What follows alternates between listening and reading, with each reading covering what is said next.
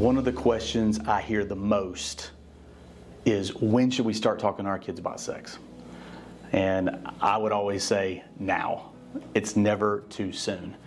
So many families, parents, are trying to figure out, how in the world do I incorporate this into dialogue and conversations? And I think sometimes it's almost easier to approach it from maybe a little bit different standpoint. We can talk about sex and identity and those things as the kids begin to ask more questions.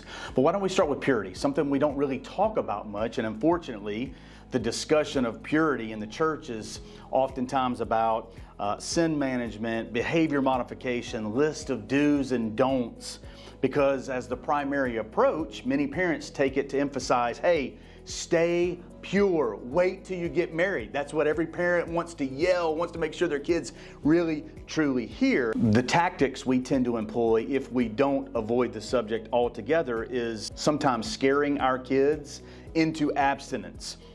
Focusing mostly on virginity and making sure that we hold ourselves as long as we possibly can. Or on the other end of the spectrum, we say sex is really dirty and it's shameful. Why would you ever want to do this? Oh, but by the way, wait until you get married. The messages really aren't clear, and I understand that the intentions are good, but it really sends a different message to our kids. So we need to give them the entire story. So the problem is with defining sexual purity simply as abstinence or virginity. Again, it doesn't capture the full story. It doesn't cast a vision that produces understanding, conviction for a lifetime. In short, it puts purity in a negative light, and that's not the Bible's message to us at all. What is sexual purity? Yes, it is abstaining from sexual activity until you have entered into a marital relationship. Yes, it is fidelity in mind and body to one spouse within that marriage, but it's more than that. It is not an accomplishment.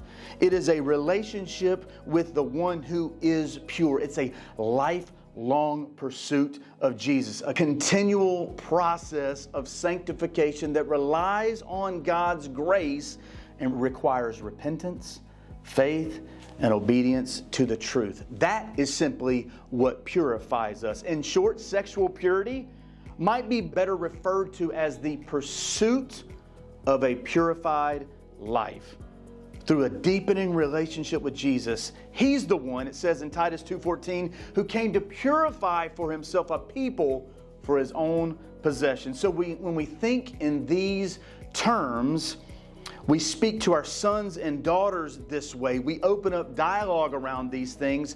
We truly open the door to faith, growth, confession, truth, confidence, rather than fear, shame, and ultimately silence on the matter. So go ahead, regardless of your past, your history, whatever it is, invite your children into this purified life. Let them know, hey, we're all in this together. We're going to walk this out together as a family, as a unit. That's good news, not just good intentions.